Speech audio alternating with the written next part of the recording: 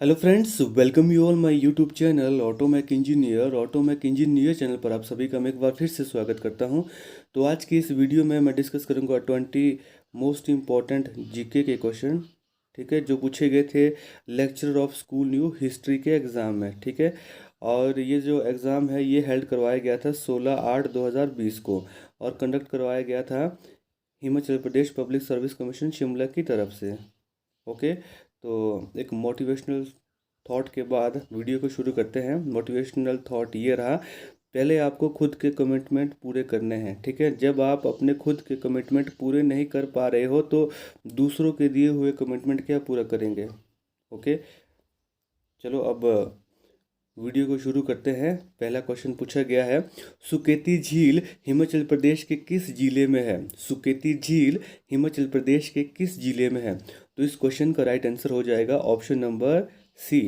जो सुकेती झील है ये है डिस्ट्रिक्ट सिरमौर में। ठीक है, इसके साथ साथ आपने एक और पॉइंट आपने याद रखना है, सुकेती फोसिल्स पार्क। ठीक है, ये कहाँ पर स्थित है, ये भी यहीं पर ही स्थित है। ठीक है, डिस्ट्रिक्ट सिरमौर में ही। Okay, Suketi fossils park. और यह किस नदी के किनारे स्थित है, ये है एक नदी वहाँ पर बहती है, मारकंडा नदी।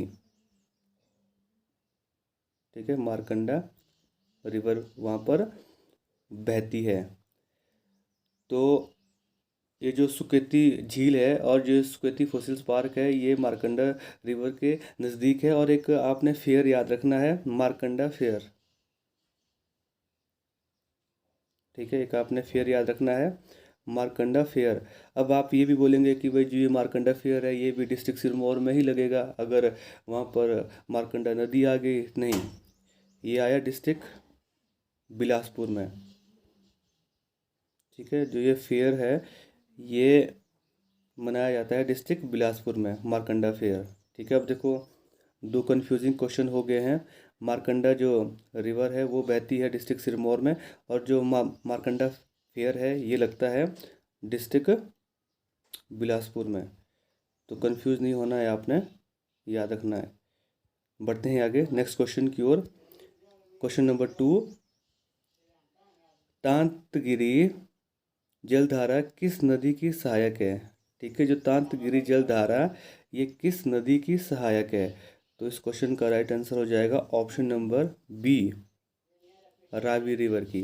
ठीक है, तो देखो यहाँ पर क्वेश्चन को सबसे पहले क्या होता है, कोई किसी भी एग्जाम में बैठते हैं तो पहले क्वेश्चन को ध्यान से देखना होता है कि पूछा क्या है। ठीक है, अब देखो यहाँ पर तांतगिरी पूछा है, अगर यहाँ पर खाली गिरी पूछते तो ये किसकी ट्रिब्यूटरी हो जाती है।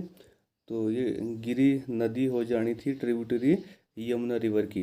ओके, तो यहाँ पर पूछा गया है तांतगिरी, जब ये तांतगिरी पूछा जाए तो ये ट्रिब्यूटरी हो जाएगी रावी की, याद रखना है। ठीक है, आगे हम रावी नदी के बारे में बात करते हैं। यहाँ देखो, यहाँ पर आपको जो ये गाड़ी जैसी लाइन है ये रावी नदी है। अब आप यहाँ पर आगे देख सकते हैं ये जो नदी आ रही है ये आ रही है इंडस नदी। ठीक है, यहाँ देखो, और यहाँ से ये चंद्र हो गई, ये भागा हो गई।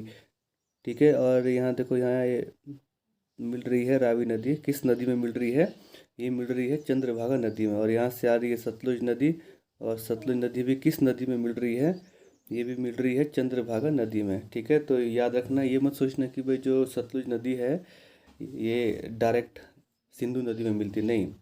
सतलुज नदी भी पहले चंद्रभागा नदी में मिलती है, चंद्रभागा नदी ही सिंधु नदी में मिलती है, याद रखना। एडिशनल पॉइंट की बात कर लेते हैं। तो जो रावी नदी है हिमाचल प्रदेश में, इसकी कुल लंबाई है 158 किलोमीटर, याद रखना। और ओरिजिन होता है कांगड़ा के बड़ा भंगाल से। ओके, और वैदिक नेम है पुरुषनी और संस्कृत नेम है इरावती। ट्रिब्यूटरीज की बात करें तो तांतगिरी तो हो गया, यहाँ पर सियूल हो गया, बधाल हो गया और बैरा हो गया। अब देखो यहाँ पर एक बधाल वर्ड आया, एक बधाल वर्ड आया। एक बधाल अपने यहाँ पर रामपुर में भी पड़ता है। ठीक है, जहाँ से जो सतलुज नदी है ये शिमला डिस्ट्रिक्ट में एंटर करती है। ठीक है, तो आपने याद रखना, इंपॉर्टेंट क्वेश्चन है ये भी। आगे बढ़ते हैं, आगे पूछा गया है क्वेश्चन नंबर 3, हाँ, निम्नलिखित में से कौन सा दर्रा चंबा और पांगी को जोड़ता है? चंबा और पांगी को जोड़ने वाला इन ऑप्शन में से कौन सा दर्रा है? ठीक है, तो इस क्वेश्चन का राइट आंसर हो जाएगा सच दर्रा। ठीक है, ऑप्शन नंबर ए इस क्वेश्चन का राइट आंसर हो जाएगा। सच दर्रा जो है ये चंबा और पांगी को आपस में कनेक्ट करता है। बाकी ऑप्शन की बात करते हैं, कुगती की बात करते हैं। कुगती कनेक्ट करता है लाहौल और भरमौर को। ठीक है, और माकोरी की बात करते हैं। माकोरी जो ये दर्रा है ये है डिस्ट्रिक्ट कांगड़ा में, इम्पोर्टेंट है, पूछा जाता है सिंगल वे में भी। ठीक है, और मुलारी की बात करते हैं। मुलारी है लाहौल स्पीति में। ये सारे ऑप्शन आपने याद रखने हैं। जो जो जैसे कुक्ति मैंने आपको बता दिया, माकोरी भी बता दिया, मुलारी भी बता दिया। इसके अलावा और भी है, कम से कम 60 से 70 है ये आपको सारे याद रखने हैं। एग्ज़ाम में 2 क्वेश्चन बनते ही बनते हैं। ठीक है, बढ़ते हैं आगे क्वेश्चन नंबर 4 की तरफ। शाशुर गंपा हिमाचल प्रदेश के किस जिले में है? शाशुर गंपा हिमाचल प्रदेश के किस जिले में है? तो इस क्वेश्चन का राइट आंसर हो जाएगा option number A, Lahaul and Spiti जिले में। ठीक है, तो जो शाशुर गंपा है ये है लाहौल एंड स्पीति में। ठीक है, इसके अलावा लाहौल एंड स्पीति में कुछ एक और गोम्पे भी है। ठीक है, जिन्हें हम मोनेस्ट्री भी कहते हैं। ठीक है, एक तरह से इन्हें ये मंदिर टाइप के ही होते हैं। ठीक है, जैसे हम बोलते हैं टेम्पल, तो वैसे ही ये भी। ठीक है, तो और जो इम्पोर्टेंट जो मोनेस्ट्री है लाहौल स्पीति में वो कौन कौन सी मैं आपको बताता हूँ। एक होगी की मोनेस्ट्री, सुना होगा आपने नाम। दूसरा होगा ताबू मोनेस्ट्री, ये भी सुना होगा आपने नाम। तीसरा हो गया ढंकार मोनेस्ट्री, ये भी सुना होगा आपने नाम। चौथा होगा कारदंग मोनेस्ट्री। ठीक है, ये चारों इंपॉर्टेंट है और इनमें से आगे एक आपको ज़रूर किसी न किसी एग्ज़ाम में मिलेगा। ठीक है, और बाकी हम बात करते हैं किन्नौर की। मेनली आपने ये याद रखना है कि जो ये मोनेस्ट्री है ये हिमाचल प्रदेश के 2 ही ज़िलों में मेनली होती है। ठीक है, एक तो लाहौल स्पीति और दूसरा किन्नौर। ठीक है, किन्नौर की बात करते हैं। किन्नौर में एक आपने जांगी मोनेस्ट्री याद रखना है और एक लिपा मोनेस्ट्री आपने याद रखना है। ये 2 आपने याद रखना इम्पोर्टेंट है। आगे बात करते हैं क्वेश्चन नंबर 5 की। रूपी भावा शरण स्थल किस जिले में है? रूपी भावा शरण स्थल किस जिले में है? तो इस क्वेश्चन का राइट आंसर हो जाएगा ऑप्शन नंबर ए, किन्नौर जिले में। ठीक है, तो इस क्वेश्चन से आपने इतनी इन्फॉर्मेशन याद रखनी है। आगे बढ़ते हैं क्वेश्चन नंबर 6। शीला चोटी हिमाचल प्रदेश के किस जिले में है? ठीक है, जो शीला पीक है हिमाचल प्रदेश के किस जिले में है? तो ये तो सभी को पता होगा, ये भी है डिस्ट्रिक्ट किन्नौर में। ठीक है, मैक्सिमम जो क्वेश्चन है वो 3 डिस्ट्रिक्ट से पूछे जाते हैं, एक लाहौल स्पीति, किन्नौर और चंबा। ठीक है, उसके बाद कांगड़ा हो गया, उसके बाद मंडी हो गया। ठीक है, उसके बाद कुल्लू हो गया। तो इस तरीके से आपने पहले आपने कोई एक ऐसी डिस्ट्रिक्ट पकड़नी है जिससे ज़्यादा से ज़्यादा क्वेश्चन पूछे जाते हैं। ठीक है, तो मेरे हिसाब से आप लाहौल स्पीति और किन्नौर को पहले आप स्टडी करो, उसके बाद फिर आगे सभी डिस्ट्रिक्ट को कवर करो। तो चलिए बढ़ते हैं आगे क्वेश्चन नंबर 7 की तरफ। कांगड़ा सहकारी बैंक की स्थापना कब हुई? When was the Kangra cooperative bank setup? ठीक है, तो वैसे तो इसकी जो स्थापना है वो हुई थी 1920 में। ठीक है, लेकिन जो इसे जो प्रॉपर जो लाइसेंस वगैरह दिया गया वो दिया गया 1960 में। ठीक है, तो इस क्वेश्चन का राइट आंसर हो जाएगा ऑप्शन नंबर ए, 1960। इम्पोर्टेंट है, याद रखना है। आगे बात करते हैं क्वेश्चन नंबर 8।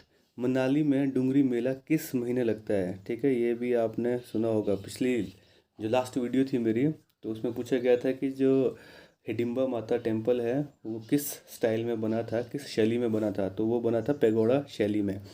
तो यहाँ पर पूछा गया है जो मनाली में डूंगरी मेला किस महीने लगता है? जो डूंगरी मेला है ये हिडिंबा माता के लिए समर्पित है। ठीक है, ये वहीं पे लगता है। ठीक है, तो ये लगता है मई में, याद रखना इम्पोर्टेंट है। जो डूंगरी मेला है ये हिडिंबा माता के लिए समर्पित है और ये लगता है मई में। ओके, याद रखना इम्पोर्टेंट क्वेश्चन है ये। अब क्वेश्चन ऐसे नहीं पूछा जाता कि भाई कौन सा मेला कहाँ लगता है, वो क्वेश्चन ये भी पूछा जा रहा है कि भाई कौन सा जो मेला है, जैसे मान लो मैं आपको बताता हूँ। जैसे रामपुर का लवी मेला पिछली बार ही बताया था मैंने, ठीक है। जैसे ये रामपुर का लवी मेला है, ठीक है, ये डिस्ट्रिक्ट शिमला में लगता है, रामपुर में। तो ये किस महीने लगता है, तो ये भी आपको पता होना चाहिए, नवंबर महीने में, ठीक है। और एक और मेला है, जैसे चंबा का जो मिंजर मेला हो गया, ये कब लगता है। अब ये नहीं पूछेंगे कि भाई मिंजर मेला कहाँ लगता है, तो सबको पता है। अब पूछेंगे ये कि भाई मिंजर मेला है, ये किस महीने में लगता है, ये लगता है जुलाई और अगस्त में, ठीक है। जुलाई में शुरू होता है और अगस्त में ख़त्म होता है, याद रखना है। आगे बात करते हैं क्वेश्चन नंबर 9 की। क्वेश्चन नंबर 9 है, चंबा रियासत की स्थापना किसने की थी। इम्पोर्टेंट क्वेश्चन है। चंबा प्रिंसली स्टेट की स्थापना किसने की थी, तो ये भी सभी को आना चाहिए वैसे। इसकी स्थापना की थी मेरुवर्मन ने, ठीक है। कब की थी, तो ये की थी 550 AD में, ठीक है। और इसकी कैपिटल कहाँ थी, इसकी कैपिटल थी ब्रह्मपुर, ठीक है, या फिर हम कहें चंबा, ओके। और इसका एक आजकल जो फेमस क्वेश्चन बना हुआ है वो ये नहीं पूछती अब कि वे किसने, क्योंकि अब थोड़ा सा जो कंपटीशन है वो हाई लेवल का हो गया है। अब पूछते हैं कि भाई चंबा रियासत का जो अंतिम शासक कौन था, ठीक है, अंतिम राजा कौन था, तो वो था लक्ष्मण सिंह। अब आपने इसको भी याद रखना है, ठीक है। Last rural of Chamba princely state, तो वो कौन थे, वो थे लक्ष्मण सिंह।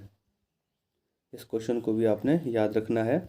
आगे बढ़ते हैं, क्वेश्चन नंबर 10। जो 1977 में हिमाचल प्रदेश विधानसभा चुनी गई, उसके स्पीकर कौन थे। तो अब देखो, कम से कम 18-20 स्पीकर है, आपने याद रखने हैं, ठीक है। अब यहाँ पर बात की गई है 1977 की, तो अब तो आपको पूरी लिस्ट याद होनी चाहिए, ठीक है, कि कौन है स्पीकर हिमाचल प्रदेश के। तो यहाँ पर 1977 की बात की है, ठीक है। अब 1977 में कौन इलेक्ट किए गए थे, तो 1977 में इलेक्ट किए गए थे श्रवण कुमार। आपने याद रखना है, इम्पोर्टेंट है, बहुत ज़्यादा इम्पोर्टेंट है, क्योंकि जितने भी स्पीकर यहाँ पर 1977 पूछे गए थे, पूछा गया था, ठीक है। और अब इसके साथ साथ आपको जो पहले स्पीकर है वो कौन थे, वो भी आपको पता होना चाहिए। पहले स्पीकर थे अपने जयवंत राम, इम्पोर्टेंट है। कब से कब तक रहे थे, ये रहे थे 1952 से लेकर 1956 तक, ठीक है, याद रखना है। और प्रेजेंटली जो हमारे स्पीकर है वो कौन है, ये भी आपको पता होना चाहिए, ठीक है। ये है V S Parmar. V S Parmar मतलब विपिन सिंह परमार, ठीक है। ये कब से है, ये है 26/2/2020 से टिल नाउ। तो ये तीन तो आपने याद रखने ही रखने हैं। तो अब बात करते हैं नेक्स्ट क्वेश्चन की। अब यहाँ तक थे हिमाचल प्रदेश के 10 मोस्ट इम्पॉर्टेंट क्वेश्चन। अब बात करते हैं क्वेश्चन नंबर 11 की। तो क्वेश्चन नंबर 11 में पूछा गया है, मिरी जनजाति मुख्य रूप से भारत के किस राज्य में पाई जाती है। ठीक है, जो मिरी जनजाति है ये भारत के किस राज्य में मुख्य रूप से पाई जाती है, तो ये पाई जाती है वैसे मैं आपको बता दूं, अरुणाचल प्रदेश और असम में, ठीक है। अब क्वेश्चन में पूछा गया है मुख्य रूप से किस राज्य में पाई जाती है, ठीक है। ऑप्शन तो दोनों ठीक है, अगर देखा जाए तो ऑप्शन तो दोनों ठीक है, लेकिन सिलेक्ट एक करना है। क्वेश्चन भी इस तरीके से पूछा गया है कि मैनली मुख्य रूप से किस राज्य में पाई जाती है भारत के, ठीक है। तो इस क्वेश्चन का राइट आंसर हो जाएगा ऑप्शन नंबर बी, ठीक है। ऑप्शन नंबर बी इस क्वेश्चन का राइट आंसर हो जाएगा। क्यों, क्योंकि मुख्य रूप से ये जो मिरी जनजाति है ये असम में पाई जाती है, ठीक है। इसके साथ साथ एक आपने याद रखना है बोडो जनजाति, ठीक है, ये भी असम में पाई जाती है, ठीक है। एक आपने याद रखनी है ओहम, ये तीनों इम्पोर्टेंट है, मीरी बोडो ओहम, ये तीनों जनजाति असम में पाई जाती है और इम्पोर्टेंट है, ठीक है। और असम आपको पता है, ये क्वेश्चन काफ़ी फेमस है यहाँ पर, काजीरंगा नेशनल पार्क, ठीक है, काजीरंगा नेशनल पार्क किसके लिए फेमस है, एक सींग वाले गैंडे के लिए फेमस है, याद रखना। और बाकी थोड़ा सा मैं जनजाति के ऊपर आपको बता दूं। भारत में 8.6% जो जनजातियां हैं वो प्रवास करती है, ठीक है। और जो सबसे ज़्यादा जो जनजाति है ये पाई जाती है मध्य प्रदेश में, ठीक है। जो सबसे ज़्यादा लोग वहाँ पर रहते हैं मध्य प्रदेश में, ठीक है। और सबसे अगर बात करें हम 2011 की जनगणना के अनुसार, ठीक है, 2011 की जनगणना के अनुसार सबसे बड़ी जो जनजाति है वो है भील, ठीक है। लगभग 17 मिलियन है। आपने गोंड मत कर देना है, ठीक है। अब गोंड अब दूसरे नंबर पर है, ठीक है, इम्पोर्टेंट है। और चलो आपने इतना ही रखना है याद, बाकी बढ़ते हैं आगे। Question number 12, Indian military academy Dehradun की स्थापना कब हुई थी? इंडियन मिलिट्री एकेडमी देहरादून की स्थापना कब हुई थी? तो इस क्वेश्चन का राइट आंसर हो जाएगा ऑप्शन नंबर डी, 1932 में, ठीक है। तो इंडियन मिलिट्री एकेडमी की स्थापना हुई थी 1932 में, याद रखना। आगे बढ़ते हैं। आगे है क्वेश्चन नंबर 13, मैकबेथ के लेखक कौन है? ठीक है, who is the author of Macbeth? तो इस क्वेश्चन का राइट आंसर आई थिंक सबको आता होगा, विलियम शेक्सपियर, ठीक है। तो नेक्स्ट क्वेश्चन की बात करते हैं, क्वेश्चन नंबर 14, भारत में राष्ट्रीय कन्या दिवस किस दिन मनाया जाता है? Which day is observed as national girl child day? तो ये भी सभी को पता होना चाहिए। तो ये मनाया जाता है 24 जनवरी को, नेशनल गर्ल चाइल्ड डे ये मनाया जाता है 24 जनवरी को। एक डे और मनाया जाता है 24 जनवरी को, ठीक है, इंटरनेशनल एजुकेशन डे। ये भी इम्पोर्टेंट है, याद रखना है। आगे बढ़ते हैं, क्वेश्चन नंबर 15, अरुणाचल प्रदेश की राजधानी कहाँ पर है? ठीक है, where is the capital of Arunachal Pradesh? ठीक है, तो अरुणाचल प्रदेश की जो कैपिटल है वो है ईटानगर। कहाँ पर है? ईटानगर। शिलोंग किसकी कैपिटल है? ये है मेघालय की। और अगरतला किसकी कैपिटल है? ये है त्रिपुरा की। और दिसपुर किसकी है? दिसपुर है असम की, ठीक है। अभी मैंने आपको 3 जनजातियाँ भी बताई असम की, ठीक है। रिपीट करूँ तो एक हो गई बोडो, एक होगी ओहम, और एक हो गई अभी जो क्वेश्चन में पढ़ाया था मीरी जनजाति, ठीक है, इम्पोर्टेंट है, याद रखना। नेक्स्ट है क्वेश्चन नंबर 16, वर्ष 2019 का साहित्य नोबेल पुरस्कार किसने जीता था? Who won the 2019 Nobel prize for literature? तो 2019 का जो नोबेल प्राइज़ है वो जीता था पीटर हैंडके ने, ठीक है, पीटर हैंडके ने। तो मैं आपको थोड़ा सा बता दूं, 2018 की बात है। 2018 में एक कंट्रोवर्सी हो गई थी जिसमें किसी को भी नहीं दिया गया लिटरेचर का नोबेल प्राइज़, ओके। तो 2019 में दिया गया 2018 का भी नोबेल प्राइज़, ठीक है। तो 2018 का दिया था ओल्गा टुकार्जुक को और 2019 का दिया था पीटर हैंडके को। तो अब ये तो पुरानी बातें हैं, ठीक है। अब लग गया है 2021, अब हमने याद रखना है 2020 का। क्यों? क्योंकि 2021 का अभी जो नोबेल प्राइज़ है वो अभी मतलब सेलेक्ट नहीं किए गए हैं, अभी किसी को डिस्ट्रीब्यूट नहीं किए गए हैं, ठीक है। तो 2020 का किसको दिया गया था? बात यहाँ पर हो रही है लिटरेचर नोबेल प्राइज़ की, ठीक है। तो ये दिया गया था लुइस ग्लुक को, ठीक है, लुइस ग्लुक को। ये एक अमेरिकी कवित्री है, ठीक है, और काफ़ी अच्छी इनकी जो पोएमें है वो आपने सुन लेना है। और इनकी जो वॉइस है वो भी बहुत अच्छी है, ठीक है। इसी के कारण इनको 2020 का जो नोबेल प्राइज़ है लिटरेचर का वो दिया गया, याद रखना है। बढ़ते हैं आगे। तो थोड़ा सा मैं और बता दूं, जो नोबेल प्राइज़ है इसकी जो स्थापना हुई थी ये हुई थी 1901 में, ये भी आपने याद रखना है। बढ़ते हैं आगे। फिर नेक्स्ट क्वेश्चन की बात करते हैं, थ्योरी ऑफ रिलेटिविटी किसने प्रस्तुत की थी? जो थ्योरी ऑफ रिलेटिविटी है ये किसने प्रस्तुत की थी? ये की थी अल्बर्ट आइंस्टीन ने। इम्पोर्टेंट है, याद रखना। कोपरनिकस की बात करते हैं। कोपरनिकस ने डिस्कवर किया था, ये जो ये मैं बना रहा हूँ, ये बना रहा हूँ मैं सन, ठीक है। जो सन है, ये सभी जितने भी प्लैनेट हैं उनका सेंट्रल पॉइंट है, ठीक है। पृथ्वी का भी याद रखना, ठीक है। और आज हम इन्हीं के सिद्धांत पर ही चलते हैं। जो सौरमंडल का जो मॉडल है वो हम इन्हीं के ही बेसिस पर चलते हैं, ठीक है। इन्होंने जो अरस्तु ने बनाया था मॉडल, अरस्तु का कहना था जो पृथ्वी है वो सेंट्रल पॉइंट है किसकी? सूर्य की भी, तारों की भी और अन्य प्लैनेट की भी, ठीक है। तो उसको गलत ठहराया था कोपरनिकस ने, ओके। और गलीलियो की बात करते हैं। गलीलियो ने डिस्कवर किया था टेलीस्कोप को, पता होगा आपको, ठीक है। और फेराडे ने डिस्कवर किया था इलेक्ट्रोमैग्नेटिक इंडक्शन, ईएमआई। याद रखना आपने, इंपॉर्टेंट क्वेश्चन है ये, आगे पूछा जा सकता है बाकी ऑप्शंस जो है दिए हुए इनके बारे में भी। नेक्स्ट बात करते हैं क्वेश्चन नंबर 18 की।